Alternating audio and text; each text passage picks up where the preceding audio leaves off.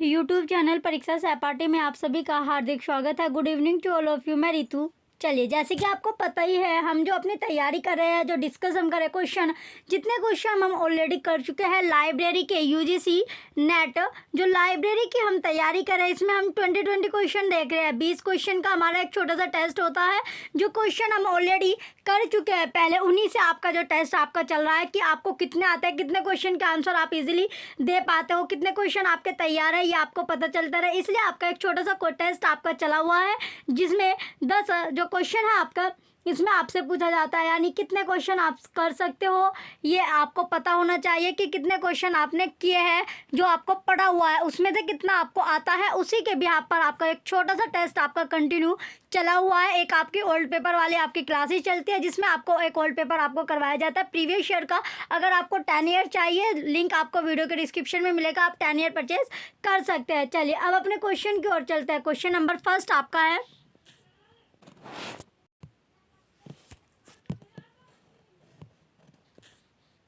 चलिए question first आपका है। क्वेश्चन फर्स्ट में पूछा गया है, which of the following organisation declared 17 May on World Information Society Day. निम्नलिखित में से किस संगठन ने 17 मई को विश्व सूचना समाज दिवस के रूप में घोषित किया? तो किसने किया था? Option A IFLA, option B World Summit on the Information Society WCID, सूचना समाज का विश्व शिखर सम्मेलन, option C World Health Organization WHO, विश्व स्वास्थ्य संगठन, ऑप्शन डी यूनेस्को।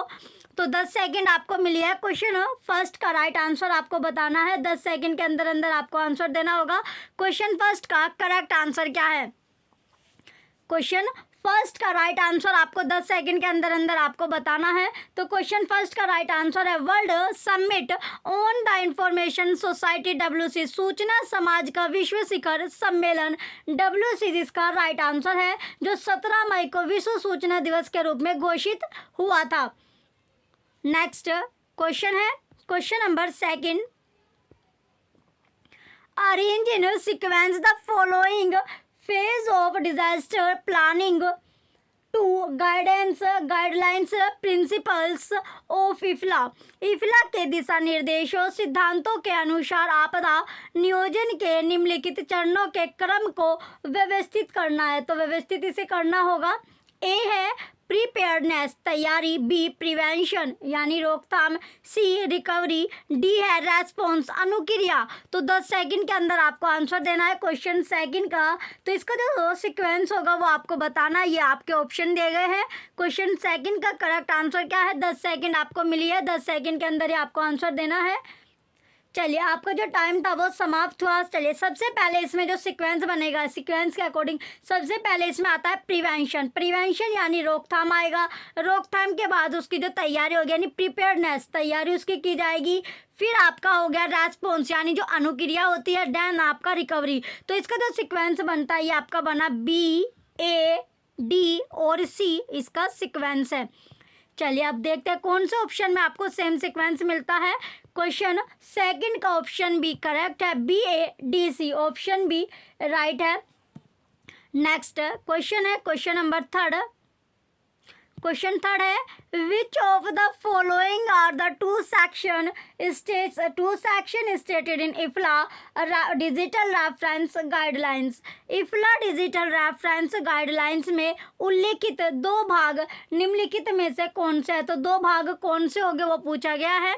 ए कोलाबरेटिव वर्चुअल रेफरेंस, सहयोगात्मक virtual reference, B the administration of digital reference service, digital reference service का प्रशासन, see the practice of digital reference service का प्रशासन, D online tools for libraries, पुस्तकालयों के लिए ऑनलाइन साधन। तो 10 सेकंड आपको मिलेगी। 10 सेकंड के अंदर आपको आंसर देना होगा क्वेश्चन थर्ड का। चलिए, 10 सेकंड आपको दी गई है। चलिए, आपका जो टाइम है वो स्टार्ट हो चुका है क्वेश्चन थर्ड का। ये इसके ऑप्शन दिए गए, कौन कौन से स्टेटमेंट जो है सही दी गई है आपको बतानी है। 10 सेकंड के अंदर आपको आंसर देना है। क्वेश्चन थर्ड का राइट आंसर क्या होगा? तो क्वेश्चन नंबर थर्ड का जो राइट आंसर है ये आपका है, इसमें कौन कौन सा सही statement? B, the administration of digital reference service, B आपकी स्टेटमेंट सही है। और the practice of digital reference service का प्रशासन, बी और सी जो स्टेटमेंट है दोनों की दोनों स्टेटमेंट सही दी गई है, दोनों स्टेटमेंट सही है। तो बी सी जो होगा इसका right answer option B correct है, बी सी स्टेटमेंट सही है, करेक्ट है। नेक्स्ट क्वेश्चन है question number 4, when was the final ISBD consolidation edition published by IFLA? IFLA IFLA ने कब अंतिम ISBD कंसोलिडेटेड एडिशन प्रकाशित किया था? तो कब प्रकाशित किया है ये पूछा गया है। Option A 2008, option B 2009, option C 2010, option D 2011। तो 10 सेकंड में आपको आंसर देना है। क्वेश्चन 4 का राइट आंसर क्या होगा? जो इफ्ला है IFLA ने कब, यानी जो अंतिम ISBD है उसके कंसोलिडेशन जो एडिशन है उसे लिस्ट किया यानी प्रकाशित किया था। तो कौन सी ईयर में प्रकाशित किया है? इंपॉर्टेंट क्वेश्चन है। क्वेश्चन नंबर 4 जो है आपका इंपॉर्टेंट क्वेश्चन है। तो कब प्रकाशित किया था? 2011 में, 2011 में इसे पब्लिश किया था, प्रकाशित किया था। इसका जो पहले इसे 2000, इससे पहले कब? 2007 में भी इसको प्रकाशित हुआ था। नेक्स्ट क्वेश्चन है question number 5, library technology reports 2017 is a publication of dash. Library technology report 2017 किसका प्रकाशन है? तो लाइब्रेरी टेक्नोलॉजी रिपोर्ट जो 2017 है वो पूछा गया कि किसका पब्लिकेशन है या किसका प्रकाशन है। तो किसका प्रकाशन होगा ये बताना है आपको। Option A ALA, option B ILA, option C IFLA, option D UNESCO. तो 10 सेकंड में आपको आंसर देना है। क्वेश्चन नंबर 5 का राइट आंसर क्या होगा? 10 सेकंड आपको मिली है, 10 सेकंड के अंदर अंदर आपको आंसर देना है। तो लाइब्रेरी टेक्नोलॉजी रिपोर्ट 2017 जो है वो किसका पब्लिकेशन होगा, किसका प्रकाशन है? तो किसका प्रकाशन है? ये ALA का प्रकाशन है, अमेरिकन लाइब्रेरी एसोसिएशन। ALA की फुल फॉर्म होती है American library foundation, American Library association. Association जो है इसकी फुल फॉर्म है।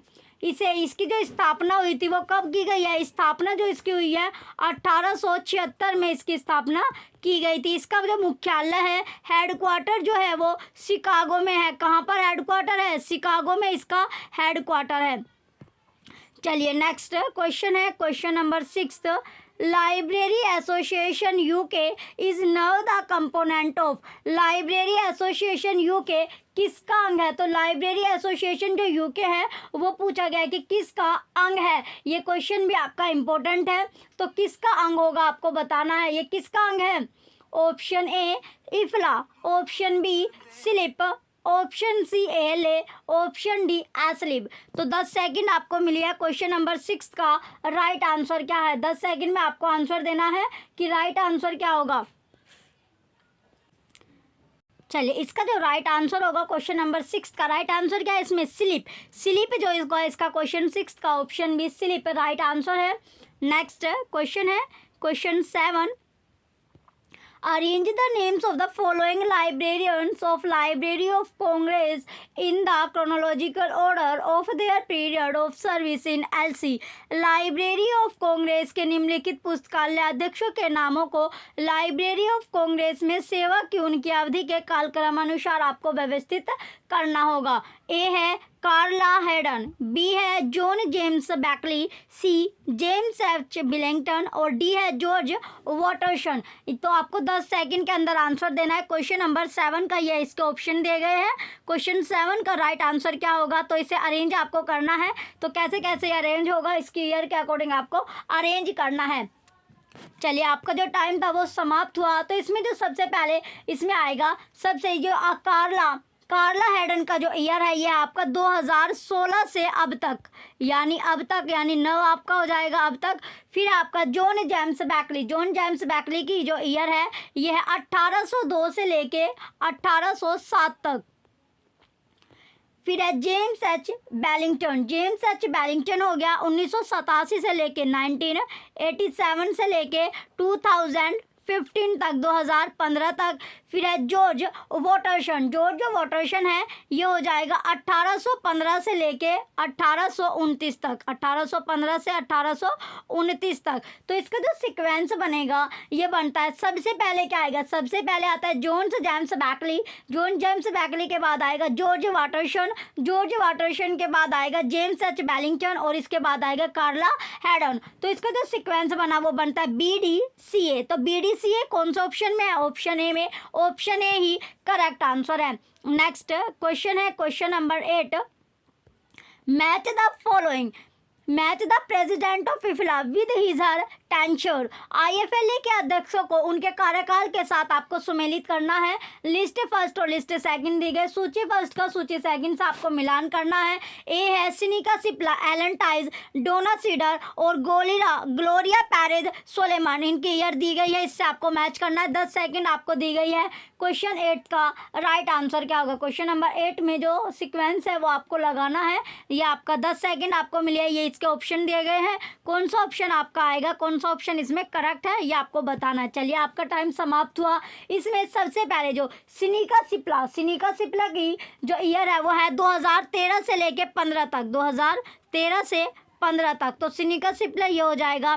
फिर है एलन टाइज की जो ईयर है, एलन टाइज की ईयर है 2009 से लेके 2000, एलन टाइज की जो ईयर है 2009 से लेके 2011 तक। चलिए इसमें जो सीक्वेंस बनेगा सबसे पहले इसमें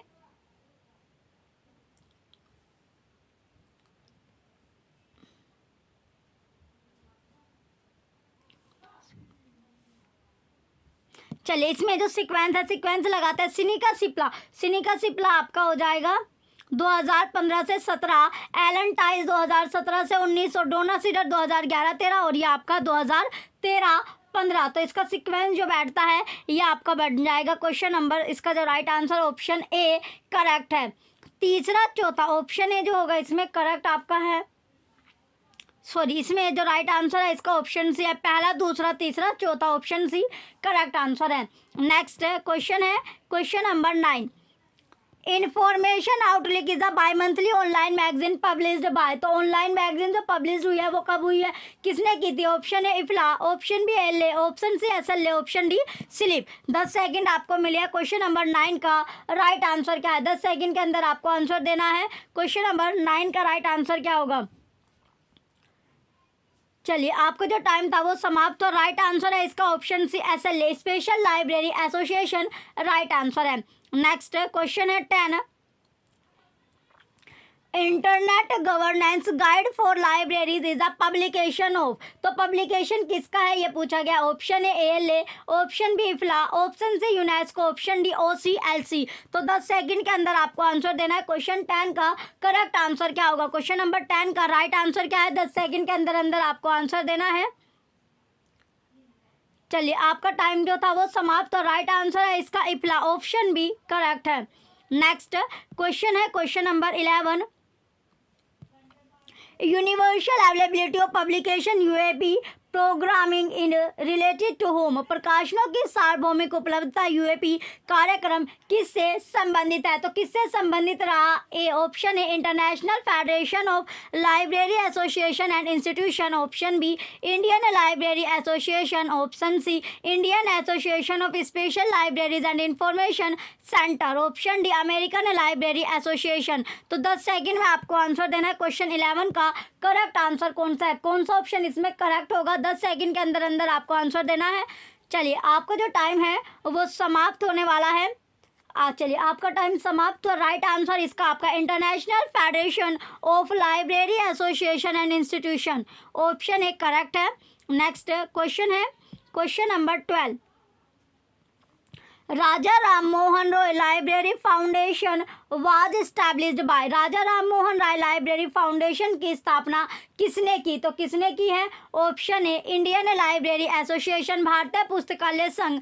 option B department of culture, government of India. Option C government of West Bengal, Paschim Bangal सरकार। Option D ministry of home affairs, government of India, गृह मंत्रालय, भारत सरकार। 10 सेकंड में आपको आंसर देना है। क्वेश्चन 12 का करेक्ट आंसर क्या होगा? क्वेश्चन नंबर 12 का राइट आंसर क्या है? 10 सेकंड के अंदर अंदर आपको राइट आंसर बताना है। चलिए, आपका जो टाइम था वो समाप्त हो। राइट आंसर है इसका option B department of culture, government of India. Option B correct होगा। नेक्स्ट क्वेश्चन है question 13। UNISIST program was launch by, UNISIST कार्यक्रम किसने प्रारंभ किया था? तो यूनिसिस्ट का जो कार्यक्रम था वो किसने स्टार्ट किया, ये पूछा गया है। Option A UNESCO, option B IFLA, option C UNO, option D WHO। 10 second आपको मिली है। क्वेश्चन 13 का करेक्ट आंसर क्या होगा? तो यूनिसिस्ट जो प्रोग्राम है वो जो लॉन्च्ड है वो किसने किया था या किसके द्वारा वो प्रारंभ किया गया था, ये पूछा गया है। 10 सेकंड आपको मिली थी। 10 सेकंड में आपको आंसर देना होता है। चलिए, क्वेश्चन 13 का राइट आंसर है UNESCO. Option A UNESCO correct answer होगा। नेक्स्ट क्वेश्चन है question number 14। Which of the following set is arranged in chronological order, निम्नलिखित में से कौन सा समूह कालानुक्रमिक क्रम में व्यवस्थित है? तो कालानुक्रमिक क्रम में कौन सा व्यवस्थित होगा, ये पूछा गया है। Option A ILA, UNESCO, RRR, IFLA. Option B IFLA, ILA, UNESCO, RRLF। Option C IFLA, ILA, RRLF, UNESCO, IFLA. Option D RRLF, IFLA, ILA, UNESCO. तो 10 सेकंड में आपको आंसर देना है। क्वेश्चन 14 का करेक्ट आंसर क्या है? 10 सेकंड आपको मिली है। 10 सेकंड के अंदर अंदर आपको राइट आंसर देना होगा। क्वेश्चन नंबर 14 का करेक्ट आंसर आपको बताना है। 10 सेकंड आपको मिली थी। चलिए, आपका जो टाइम है वो समाप्त हो। राइट आंसर इसका हो जाएगा इफ्ला, ILA, UNESCO, RRLF, इफ्ला।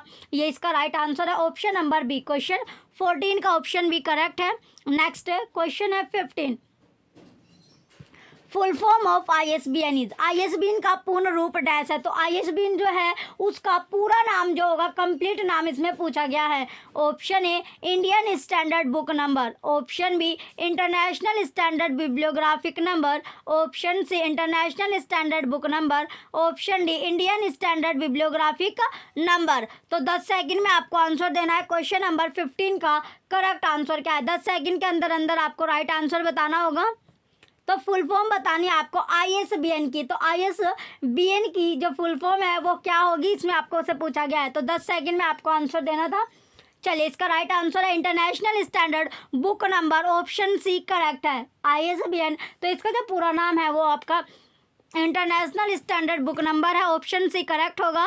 Next question है 16। क्वेश्चन नंबर 16 है which of the following are the component of pillars of knowledge society as reflected in UNESCO building knowledge societies, निम्नलिखित में से यूनेस्को के ज्ञान सोसाइटी को निर्माण में वर्णित ज्ञान सोसाइटी के घटक स्तंभ कौन से है? तो कौन से हो गए?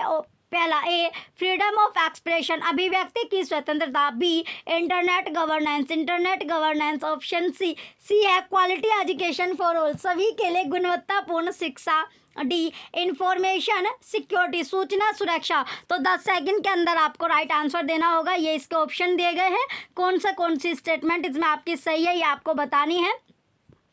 चलिए, क्वेश्चन नंबर 16 में तो कौन कौन सी सही होगी? तो इसमें जो स्टेटमेंट, एक तो फ्रीडम ऑफ एक्सप्रेशन, अभिव्यक्ति की स्वतंत्रता सही है। दूसरा क्वालिटी एजुकेशन फॉर ऑल, सभी के लिए गुणवत्तापूर्ण सुरक्षा, AC इसमें सही होगा।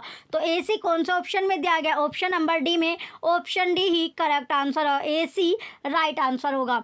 नेक्स्ट क्वेश्चन है 17।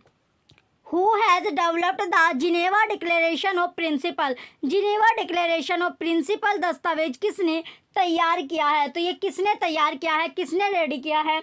Option A WCIS, option B UNESCO, option C IFLA, option D विपो। तो 10 सेकंड में आपको आंसर देना है कि जो जिनेवा डिक्लेरेशन ऑफ प्रिंसिपल है, जो इसके दस्तावेज है, ये किसने तैयार किया है, किसने ये तैयार किया है, ये इसमें पूछा गया है क्वेश्चन नंबर 17 में। चलिए, आपका टाइम समाप्त हुआ। इसका जो राइट आंसर होगा क्वेश्चन नंबर 17 का राइट आंसर है WSIS, option A WCIS right answer होगा। WCIS इसका राइट आंसर है। नेक्स्ट क्वेश्चन है 18। under RRLF financial assistance matching scheme. Assistance is shared on matching basis between RRLF and developed state as per the given ratio. RRLF एक वित्तीय सहायता सुमेलन योजना के अंतर्गत सहायता को RRLF तथा विकसित राज्यों के बीच सुमेलन आधार पर निम्नलिखित में से किस अनुपात या किस रेशो में बांटा जाता है? Option A 17:30, option B 60:40, option C 90:10, option D 50:50. तो 10 सेकंड आपको मिली है. क्वेश्चन नंबर 18 का राइट आंसर क्या है? 10 सेकंड के अंदर अंदर आपको राइट आंसर बताना होगा. क्वेश्चन नंबर 18 का करेक्ट आंसर क्या होगा? तो 10 सेकंड आपको मिली है. 10 सेकंड के अंदर ही आपको राइट आंसर बताना है. चलिए, इसका राइट आंसर आपका है 50:50. ऑप्शन डी करेक्ट है. 50:50 जो होगा इसका राइट आंसर है. विकसित राज्यों के लिए, जो डेवलप्ड स्टेट है उनके लिए जो होता है, डेवलप्ड स्टेट के 50:50 होता है. नेक्स्ट क्वेश्चन है 19. Raja Ram Mohan Roy library foundation was founded. इसमें पूछा गया है Raja Ram Mohan Roy library foundation was established by government of India in which year? Raja Ram Mohan Roy पुस्तकालय की जो स्थापना हुई थी वो कौन से वर्ष में हुई है? 10 से ऑप्शन ए वर्ष 1910 में, ऑप्शन बी वर्ष 1955 में, ऑप्शन सी वर्ष 1985 में, ऑप्शन डी वर्ष 1972 में. तो 10 सेकंड आपको मिली है. क्वेश्चन नंबर 19 का राइट आंसर क्या है? क्वेश्चन नंबर 19 का करेक्ट आंसर आपको बताना है. 10 सेकंड आपको मिली है. 10 सेकंड के अंदर अंदर आपको राइट आंसर इसका बताना है. चलिए, आपका जो टाइम था वो समाप्त हुआ. राइट आंसर जो इसका होगा आपका वर्ष 1955 में. कब? जो ईयर है 1955 में किया था. तो 1955 जो होगा, 1955 जो है इसका राइट आंसर है. 1955 इसका करेक्ट आंसर होगा. नेक्स्ट क्वेश्चन है क्वेश्चन नंबर 20. लास्ट क्वेश्चन आपका है क्वेश्चन नंबर 20. चलिए, क्वेश्चन 20 में क्या पूछा गया? Where is the headquarter of RRLF situated? RRLF का मुख्यालय कहाँ स्थित है? जो RRLF है इसका जो मुख्यालय है वो पूछा गया है कि कहाँ पर स्थित होगा. मुख्यालय कहाँ पर स्थित है? तो RRLF का जो मुख्यालय है वो कहाँ पर स्थित है? हेडक्वार्टर इसमें पूछा गया है. तो हेडक्वार्टर कहाँ पर स्थित है? हेडक्वार्टर पूछा गया है कि हेडक्वार्टर जो है वो कहाँ पर स्थित है. तो कहाँ पर स्थित है वो?